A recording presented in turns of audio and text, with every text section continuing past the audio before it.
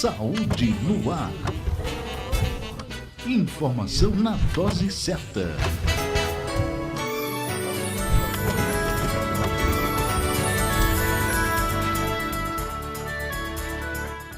Olá para você que sintoniza o Saúde no Ar, a sua dose diária de informação para uma vida melhor. Eu sou Patrícia Tosta e a partir de agora estaremos juntos trazendo muitas informações, orientações para você que quer cuidar melhor da sua saúde.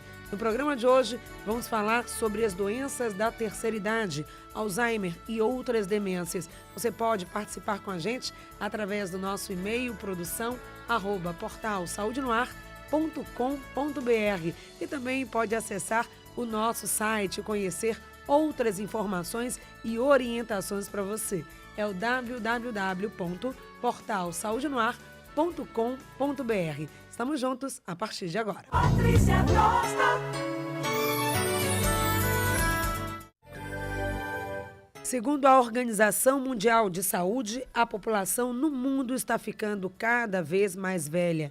Por volta de 2025, a expectativa é que pela primeira vez na história haverá mais idosos do que crianças no planeta. E essa expectativa do aumento da população da terceira idade também nos chama um compromisso, o melhor cuidado e uma rede de assistência a esta população. Esse é o assunto aqui hoje no Saúde no Ar. Nós vamos falar sobre as doenças da terceira idade. É nossa convidada, a geriatra Aline Ponte, que vai falar sobre as doenças, entre elas o mal de Alzheimer. Bom dia, doutora Aline. Bom dia, Patrícia. Bom dia a todos os ouvintes. E é sempre uma alegria estar aqui com vocês, dividindo esse momento. Também nós vamos conhecer um centro especializado no atendimento ao idoso, que é o CREASE, e que vai trazer as informações para você, como você vai poder se cuidar. Quem está aqui com a gente é a Mônica. Bom dia. Bom dia a todos. Bom dia, Patrícia. Que bom voltar aqui para poder falar com vocês e esclarecer sobre o CREASE. Aline, são muitas, né, as doenças que podem atingir a terceira idade. Agora, quais são as mais frequentes? Bom, com o envelhecimento nós temos uma prevalência das doenças crônicas, como a hipertensão, o diabetes e as suas sequelas, como, por exemplo, o AVC, o acidente vascular, que a gente comumente chama de derrame. E, claro, também as demências. E, dentre as demências, a doença de Alzheimer. Há sempre aquela colocação da população de que meu avô, minha avó, meu pai, minha mãe está esquecendo as coisas. Esse esquecimento pode ser o sintoma de uma doença, de uma demência.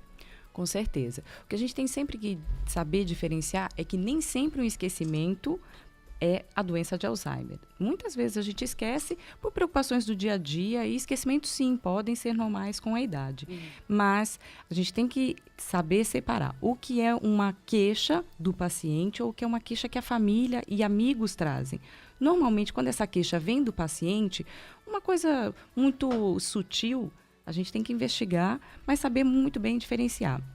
E também, o que a gente precisa saber é como é que está a funcionalidade desse doente. Esse esquecimento dele está interferindo no dia a dia dele, está interferindo na sua rotina ou não? Então, esse será o limite, na verdade, para verificar se esse esquecimento é algo normal, esperado, ou se já é algo patológico, já está virando uma doença. É preciso sempre investigar, né? Normalmente, quando a queixa vem do próprio doente, é muito mais uma preocupação e muitas vezes esse esquecimento é causado por outras causas que não a demência, tá? Mas sempre é bom investigar, claro. Mas às vezes a família vai minimizando, acha que não dá muita importância esse fator esquecimento. Então, além do esquecimento, tem outro sinal, outro sintoma que pode servir de alerta?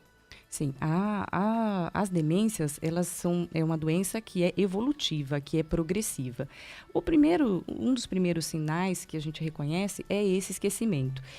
Pelo esquecimento, a família normalmente vai notando que o paciente ele vai se confundindo no dia a dia, ele pode ter uma desorientação espacial, uma desorientação temporal, muitas vezes ele se perde, ou com o avançar da doença, ele já não reconhece pessoas mais tão próximas. Então, quando já chega nesses estágios, já são sinais de alertas muito mais importantes.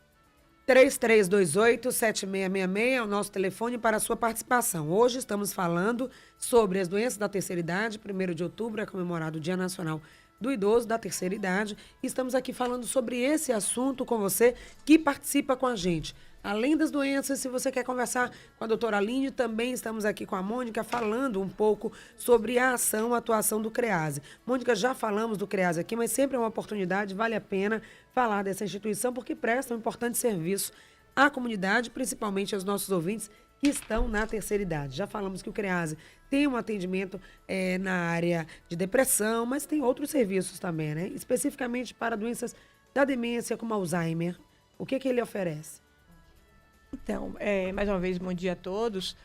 Lá no CREASE, nós atendemos exclusivamente idosos. Certo? É um centro de referência estadual, 100% SUS, que atende apenas pessoas que são maiores que 60 anos. Mas não é qualquer pessoa com mais de 60 anos. E complementando o que a Aline estava dizendo, muito mais importante do que saber quais são as doenças que a pessoa tem, é saber o que ele pode fazer a despeito daquelas doenças que ele tenha. Porque ele pode ter, por exemplo, 5, 6, 7 tipos de doenças diferentes, mas está indo no banco, resolvendo suas questões, fazendo sua atividade física, ou ele pode ter apenas uma doença, que foi um derrame, que deixou ele com um lado do corpo parado, sem condições de viver sozinho, necessitando de uma outra pessoa, se ele não for reabilitado, para fazer essas atividades. Então, nós no CREASE estamos exatamente no momento que estamos modificando esses critérios de atendimento para que a gente possa possibilitar um maior acesso e um melhor acesso às pessoas, aos idosos, que têm algum problema na sua funcionalidade.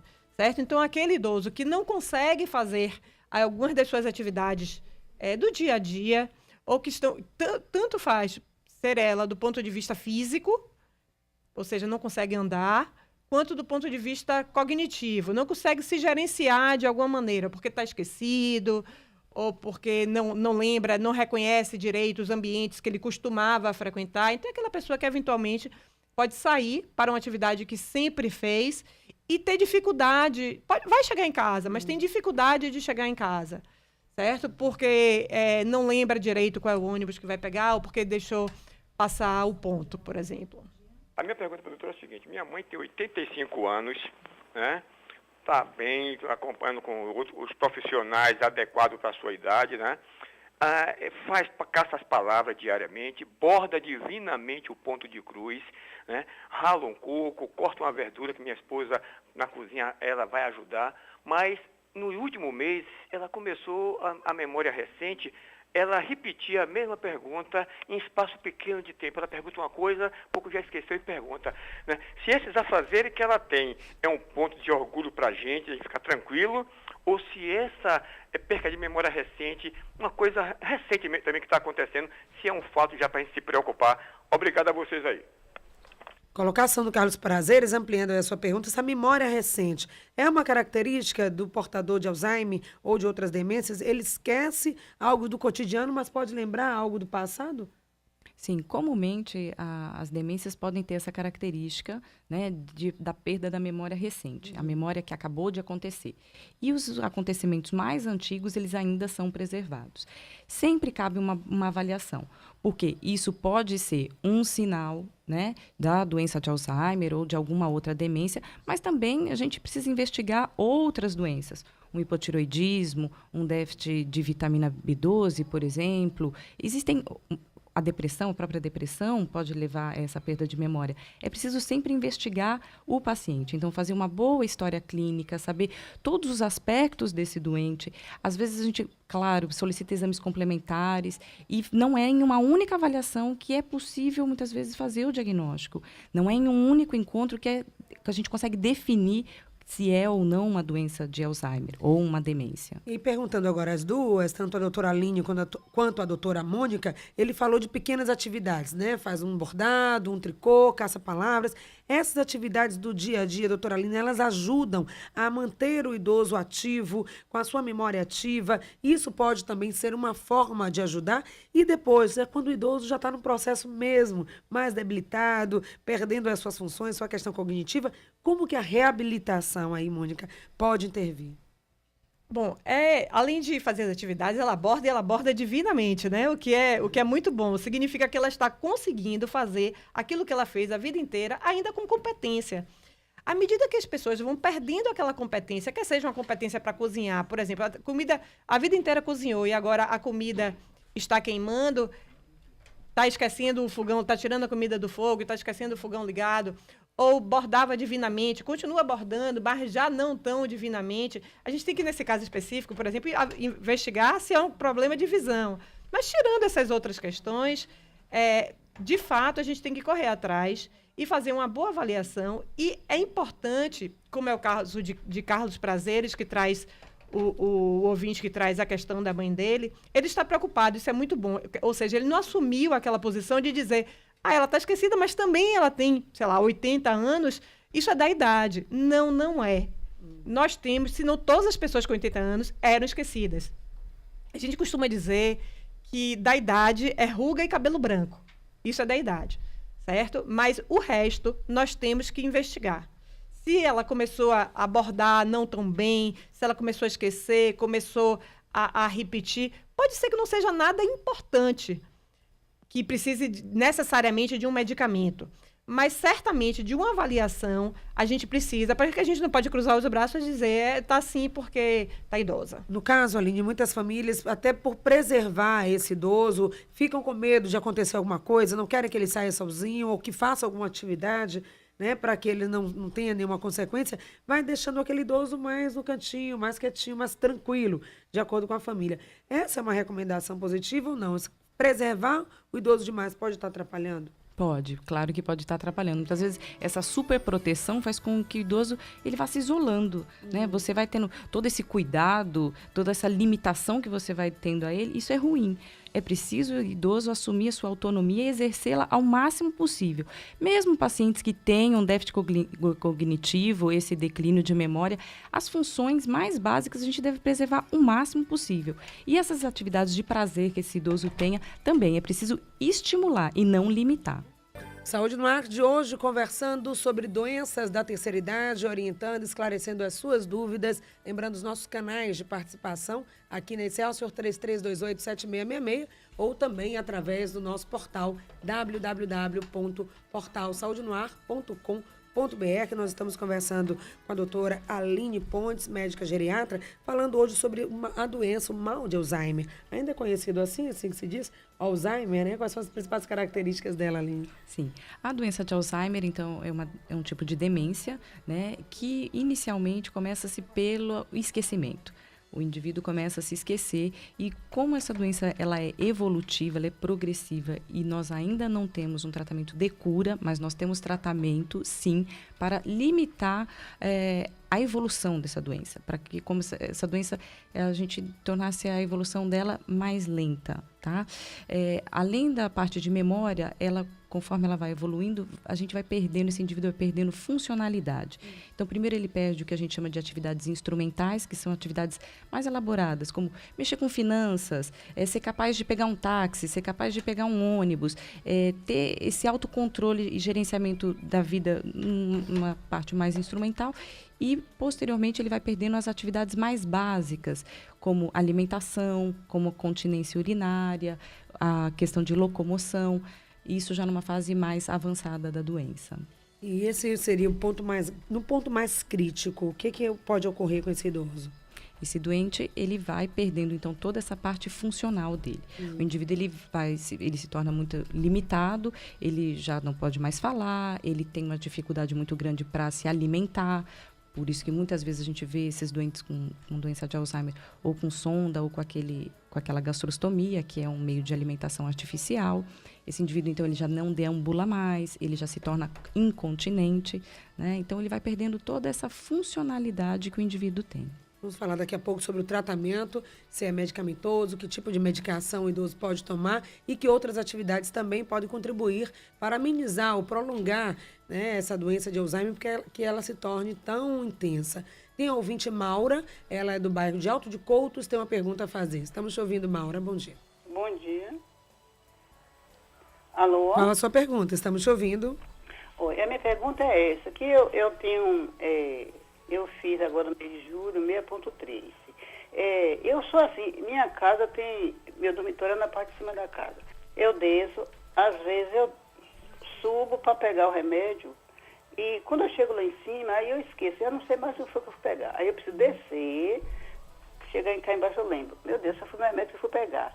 Quer dizer, eu sou uma pessoa ativa porque eu trabalho assim com missão, enfiando conta, eu faço essas coisas. Eu não esqueço de nenhuma conta, mas assim, tem esse problema comigo. Eu vou fazer uma coisa, eu esqueço assim, passa aquele branco assim.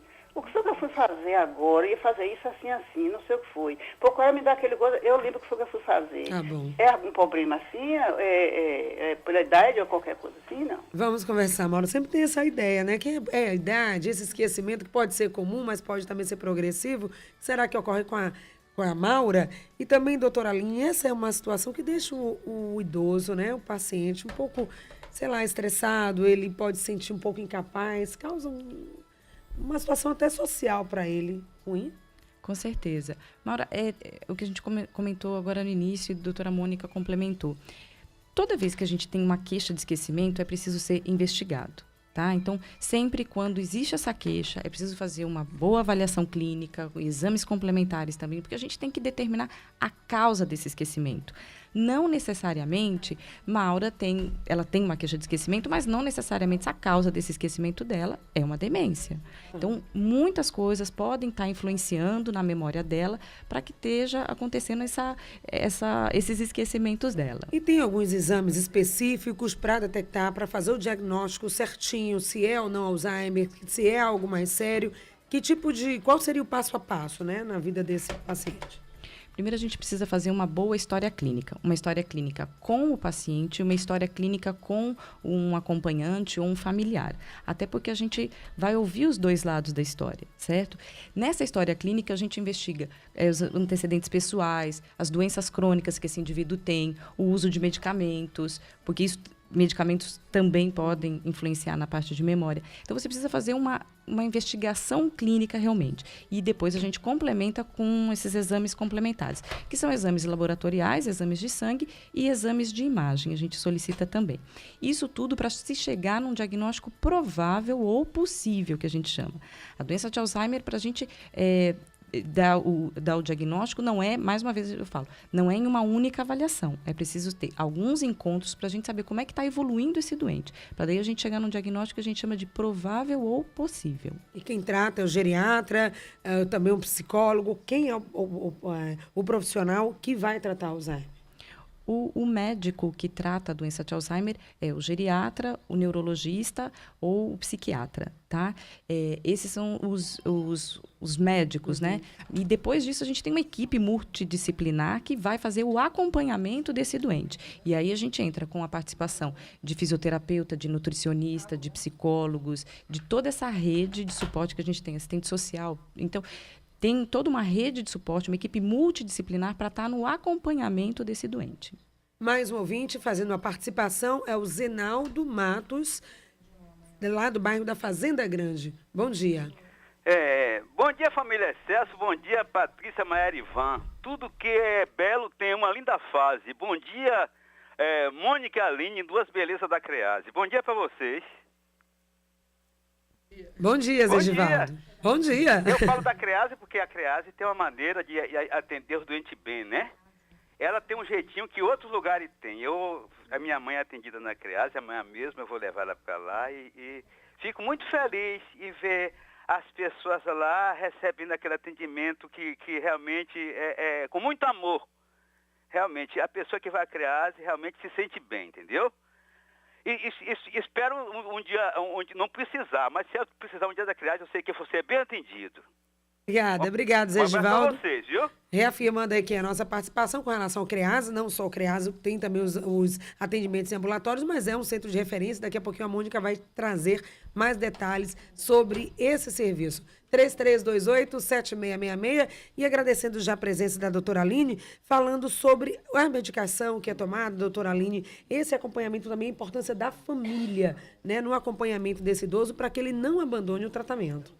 Com certeza. Então, o tratamento para o indivíduo que tem uma demência, que tem uma doença de Alzheimer, ele é um tratamento que o indivíduo ele precisa A primeira coisa que a gente precisa ter é muito carinho e ter muito conhecimento sobre a doença. Porque muito do tratamento para o indivíduo que tem Alzheimer não é só medicamentoso, é o tratamento no dia a dia, são as formas do lidar com esse doente. Então, quanto mais você souber a respeito da doença, das coisas que podem acontecer e das condutas que você pode tomar em casa sem ser pela medicação, isso faz toda a diferença no tratamento para um doente que tem doença de Alzheimer.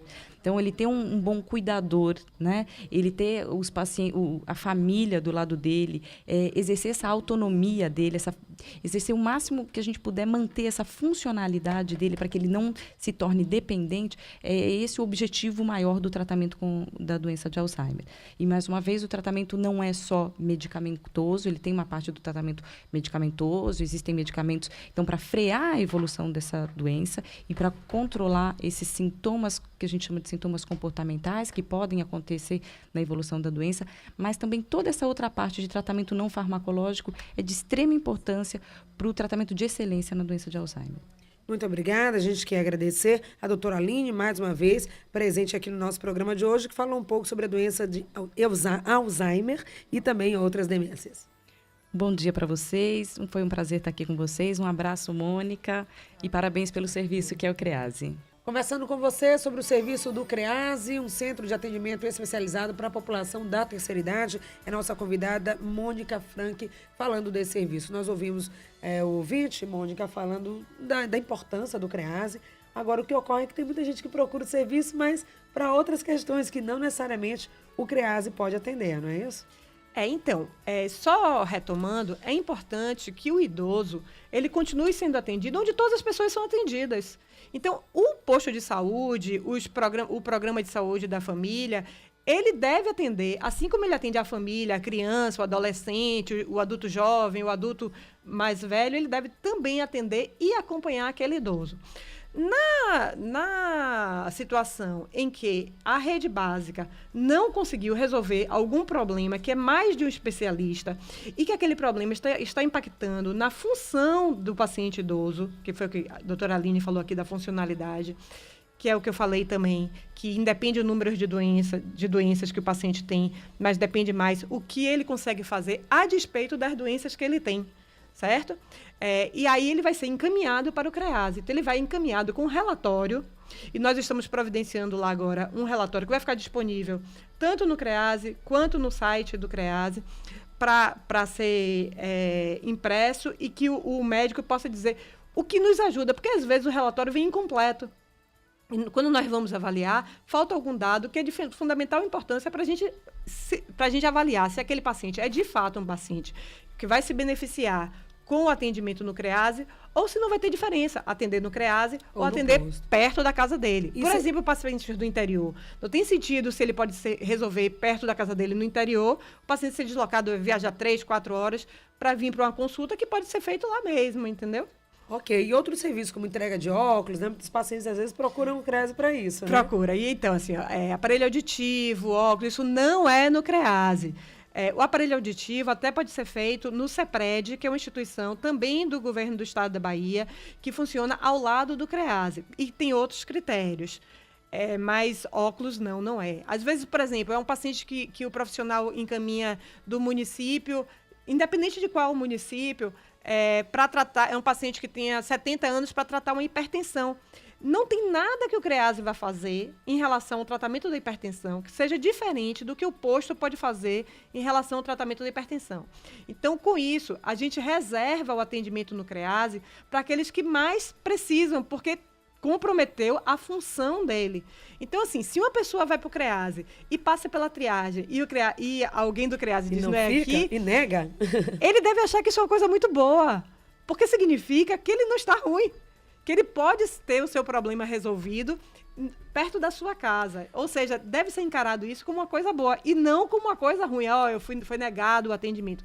Não foi negado o atendimento. A gente apenas estruturou onde cada coisa deve ser atendida para que todos sejam atendidos e que as vagas sejam disponibilizadas mais facilmente para aqueles que têm mais dificuldade de chegar, exatamente porque são mais comprometidos. 3328-7666. Janice Santos, a nossa ouvinte, também tem uma pergunta a fazer. Olá, Janice. Alô, bom dia, doutora.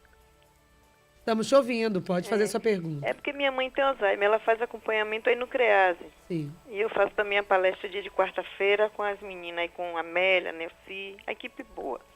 Que eu tive bem, graças a Deus, eu melhorei, porque foi no início, eu não sabia o que era ainda. Já tem uns 2 anos que ela está assim. Mas ela agora já esqueceu de tudo, ela não lembra da gente, a gente dá benção, ela não responde. Tudo é a gente que faz por ela, dá comida, tudo. Ela come tudo passado no processador. Janice, você teria uma pergunta a fazer, a doutora Mônica? Ou apenas esse comentário?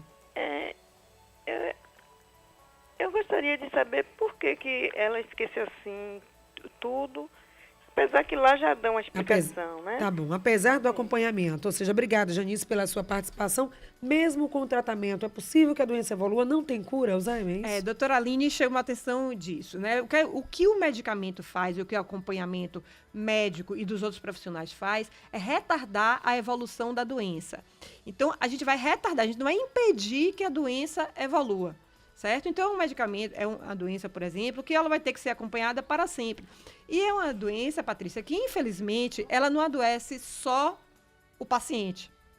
Muitas vezes ela adoece a família inteira, porque a família está acostumada com aquela mãe ou com aquele pai que a vida inteira teve um comportamento, que era uma pessoa admirável, que era uma pessoa que cuidava da família inteira e que, de repente, ela está precisando ser cuidada pela família inteira.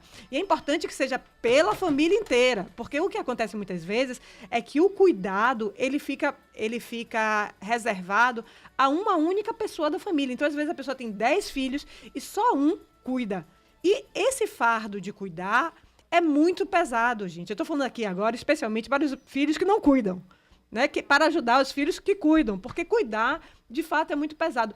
Mesmo se você cuidar com muito amor, com muita dedicação, ainda assim é difícil. Tem momentos que você vê que a doença, o paciente pode estar tendo algum problema de comportamento. Então, por exemplo, uma pessoa que nunca xingou pode estar xingando. Uma pessoa que sempre foi tranquila pode estar agitada. E aí, no CREASE, que foi o que ela disse, que faz o acompanhamento lá com as enfermeiras Nelci e Amélia, no CREASE a gente faz um acompanhamento da pessoa que cuida também, entendendo que a gente cuidar da pessoa que cuida é uma maneira indireta de cuidar do paciente. Então, o atendimento, a gente tem palestras para essas pessoas, tem palestras que falam de coisas mais gerais, da doença ou não, e tem treinamento, por exemplo, como mobilizar o paciente, para indicar quais são as coisas melhores. E até um atendimento psicológico pontual que tem a ver com o cuidado com aquele paciente. Vamos saber dessas palestras e das quartas-feiras, esse trabalho de atendimento e assistência à família ser aberto a todos ou só para quem está mesmo cadastrado e sendo acompanhado pelo CREASE. Vamos até Itaparica, tem um ouvinte de lá que quer fazer uma pergunta. Bom dia. Bom dia, doutora. Eu gostaria de fazer a pergunta para a doutora. Baixa só um pouquinho o volume do teu rádio, querida. Tá bem, obrigada. Ok, sua pergunta. Aí, tá melhor? Tá sim. Olha, é porque ultimamente eu estou tendo uns esquecimentos, que eu guardo as coisas e tento me lembrar aonde eu guardei e não consigo, só depois de procurar muito que eu encontro. E essa semana mesmo, minha irmã fez um bolo, aí eu cortei, né, esse bolo, aí fui lá na sala, e quando eu voltei que eu vi o bolo, aí perguntei a ela, foi você que cortou? Ela fez, não, Patrícia, foi você. Então eu gostaria de saber da médica se isso daí já é um caso assim de demência. Eu tenho 44 anos. 44 anos. Tem uma pergunta que faria a doutora Mônica, com que idade devemos buscar um geriatra? Mas já respondendo a nossa ouvinte aí de Itaparica. Um abraço. Um abraço. Bom, vamos lá. A senhora tem 44 anos, ou seja, é mais nova do que eu, certo? E está tendo alguns lapsos de memória. Precisa de uma avaliação, sim, porque como a doutora Aline falou mais cedo também, não é só a demência que gera problema de memória. A gente precisa investigar se o seu esquecimento é secundário a alguma outra doença. Por exemplo, pode ser uma depressão. Você pode estar fazendo 1000 coisas ao mesmo tempo e está com déficit com dificuldade de se concentrar ou de prestar atenção. É como se estivesse andando no automático, certo? E aí a gente não para, muitas vezes, está fazendo alguma coisa, tem um papel na vida, digamos, o papel de mãe, o papel de trabalhadora, o papel de profissional, de alguma maneira, né? De outro emprego que você tenha, e você não faz intervalos entre uma coisa e outra. Durante, ainda mais hoje com acesso, né? A gente está no trânsito, está cuidando do filho pelo WhatsApp, coisa errada, não deve fazer, né? E aí tá respondendo ao chefe no trabalho, está fazendo 1000 coisas ao mesmo tempo. Isso pode também comprometer a memória de alguma maneira, porque a memória, ela precisa que a gente tenha as funções sensoriais, que é visão, audição, paladar, intactas, porque a informação para armazenar na memória, ela precisa entrar por um desses locais. Ou você viu alguma coisa, ou você ouviu alguma coisa, e você formou a memória. Você precisa ter atenção e concentração para ajudar a formar a memória, e você precisa ter vontade, né? Vontade de saber daquilo ali. Eu costumo dizer para os meus pacientes o seguinte: quem não gosta de futebol pode estar dentro de um estádio assistindo a partida, quando a partida terminar, não saber quanto foi o jogo.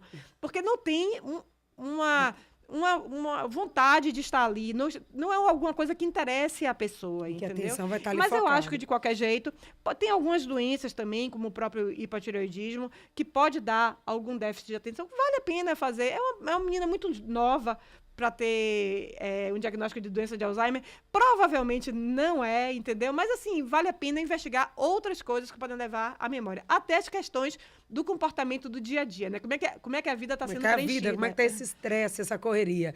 A última participação do ouvinte de hoje, lá do bairro de Brotas, é a Maria, que vai falar com a gente. Olá, Maria, sua pergunta. Caiu a ligação, perdemos a ligação do nosso ouvinte. Tem mais ouvinte na linha? Olá. Alô? Estamos te ouvindo. É Maria. Sua pergunta, Maria. Meu irmão, a sogra, está assim. Agora, ela está mesmo uma criança. Ficou uma criança, gente. Eu gostaria de saber, a gente não pode tomar um curso, eles e a gente, quando estão revezando, para aprender a lidar com ela e com 2 vizinhas que tem. Obrigada, Ana Maria. A preocupação é exatamente aquilo que estávamos falando, né? Isso. Que tipo de apoio o CREASE, que é um centro de referência, dá também nesse sentido? Essas palestras, elas são abertas à comunidade como um todo, Mônica? Essas palestras especificamente do treinamento que a outra ouvinte ligou e falou, não, são para os pacientes que são acompanhados lá. Mas na cidade existem vários locais que têm curso de cuidador. Sim. Então é importante que a pessoa que se tem disponibilidade para fazer o curso e tem a necessidade de cuidar de alguma pessoa com demência, que faça o curso sim, porque vai aprender algumas coisas e vai aprender a lidar. Por exemplo, o que ela traz aí é que ela é uma verdadeira criança. Na realidade, ela não é uma criança e ela não deve ser tratada como uma criança. Ela não deve tomar mamadeira, ela não deve ser infantilizada idoso, de alguma né? maneira, de qualquer maneira, né? Então, ela precisa aprender, o irmão dela, as outras pessoas que estão em casa, para tratar da melhor maneira possível, para zelar pela saúde, pelo bem-estar dessa pessoa, mas para não idiotizar essa pessoa. Que é, muitas vezes, uma tendência. A gente quer agradecer a presença da Mônica Frank, aqui médica geriatra, diretora do CREASE, que falou sobre essa importante unidade de saúde, apenas deixando o contato para que as pessoas possam buscar esse serviço quando, de fato, tem a indicação, Mônica. Se há um período para o cadastro, se está aberto a triagem para novos pacientes, fala um pouco disso. Então, como eu falei mais cedo também, nós estamos no momento de transição, mudando de um modelo de atendimento para um modelo novo que é preconizado pela Organização Mundial de Saúde, pelo Ministério da Saúde, e nós estamos implantando, né, no primeiro dia útil de janeiro, com este novo modelo, e para isso nós vamos precisar não triar novos pacientes para a partir de janeiro. Então, enquanto as vagas até dezembro elas forem extintas, nós vamos suspender a triagem, e aí em janeiro nós voltaremos à triagem, que não é a triagem, aí vai ser o paciente vai encaminhar a burocracia, ou seja, o relatório médico, a gente avalia e liga para o paciente informando qual foi o dia que foi marcada a consulta dele. Não precisa ele retornar lá por conta disso. Nem precisa ele ir na primeira vez. Alguém pode ir e levar o relatório. Ou mesmo, se a depender, se a gente conseguir construir com a rede uma maneira que a rede possa mandar, seria ótimo. Mas ainda está difícil isso aí. Então, eu acho que o primeiro momento, o paciente ou alguém que vá por ele vai levar esse relatório, a gente avalia o relatório, liga e diz, uma consulta marcada para tal dia, ou então, não é aqui, nós não temos esse serviço, porque é importante que no relatório tenha dizendo o que é que o profissional quer que o CREASE faça. Tá. Então, eu estou caminhando para essa questão específica. Essa indicação tem que vir clara lá desse profissional e ele já treinado e orientado também já faz o encaminhamento certo. Mônica, muito obrigada mais uma vez pela presença aqui no Saúde no Ar. Obrigada a você, obrigada a essa equipe simpática que está aqui.